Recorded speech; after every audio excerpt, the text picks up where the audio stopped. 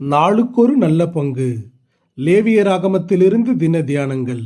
இன்றைக்கான வேத பகுதி லேவியராகமம் 5வது அதிகாரம் வசனங்கள் 1 முதல் 19 வரை. குற்ற நிவாரண பலி. பாவத்தின் மேல் வெற்றி.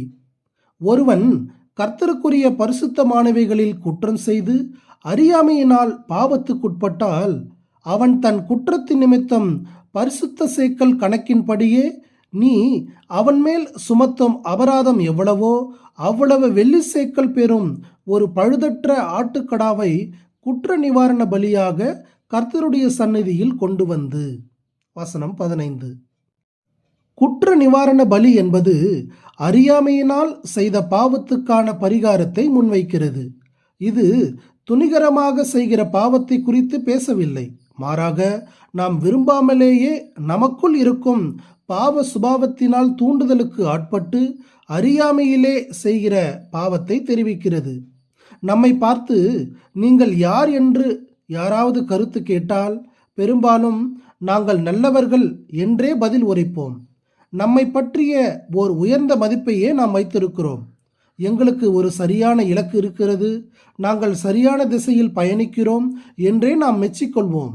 ஆயினும் இவற்றையும் மீறி நமக்குள்ளாக பல பிரச்சனைகள் உள்ளன என்பதையும் நாம் ஒத்துக்கொள்ள வேண்டும். நாம் நினைத்தபடியே எப்போதும் காரியங்கள் நடப்பதில்லை. இதுதான் நம்முடைய வாழ்க்கையின் யதார்த்த நிலை. பல நேரங்களில் எது நடக்கக்கூடாது என்று நினைக்கிறோமோ அது நடந்து விடுகிறது. எதை செய்ய வேண்டாம் என்று விரும்புகிறோமோ அதை செய்து விடுகிறோம். நான் விரும்புகிற நன்மையை செய்யாமல் விரும்பாத தீமையை செய்கிறேன். என்னுடைய உள்ளான மனது வசனத்துக்கு கீழ்ப்படிய வேண்டும் என்று தீர்மானிக்கிறது. ஆயினும் என் மனதின் தீர்மானத்துக்கு விரோதமாக போராடுகிற ஒரு பிரமாணம் என் சரீரத்தின் அவயவங்களில் இருந்து போராடி கொண்டிருக்கிறது. ஆகவே சில வேளைகளில் என் தீர்மானத்தில் நிலை நிற்க முடியாமல் குற்றம் செய்கிறேன் என்று பவுல் தன்னுடைய நிலையை ரோமர் 7வது அதிகாரம் 19 முதல் 23 உள்ள வசனங்களில் விவரிக்கிறார். இதுதான் முடிவா? நிச்சயமாக இல்லை. இத்தகைய பாவத்துக்கான பரிகாரமாகவே குற்ற நிவாரண பலி உள்ளது. கிறிஸ்துவின் மரணம் இத்தகைய பாவங்களின் மேல் நமக்கு வெற்றியை தருகிறது.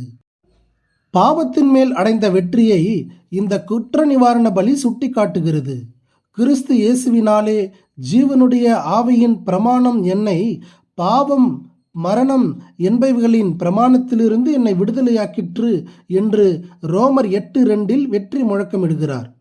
நாம் எப்பொழுதும் தேவ கிருபையை சார்ந்து கொண்டு வாழும்போது இத்தகைய வெற்றி சாத்தியமாகிறது. கிறிஸ்துவுக்குள்ளாக பெற்றிருக்கிற இரட்சிப்பின் சந்தோஷத்தை நாம் இழந்து போகாதபடிக்கும் நமக்கும் தேவனுக்கும் இடையில் இருக்கிற மேன்மையான ஐக்கியத்துக்கு எவ்வித பங்கமும் தடை வராதபடிக்கும் அவரோடு கூட ஒப்புரவாகி சந்தோஷத்தையும் ஐக்கியத்தையும் தக்க வைத்துக் கொள்வதற்கான தேவ ஏற்பாடே இந்த குற்ற நிவாரண பலி. தேவன் நம்முடைய பாவங்களை மன்னித்து நம்மை ஏற்றுக்கொள்கிறார் என்பதையே இந்த குற்ற நிவாரண பலி குறிக்கிறது.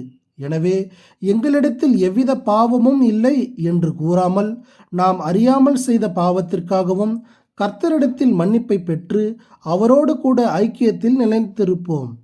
நம்முடைய பாவங்களை நாம் எப்போது அறிக்கையிட்டாலும் அவற்றை மன்னித்து நம்மை உள்ளன்போடு ஏற்றுக்கொள்ள அவர் ஆயத்தமாக இருக்கிறார். இந்த வாய்ப்பை பயன்படுத்தி அவரோடு எப்போதும் ஐக்கியத்தில் இருப்போம். ஆமேன்.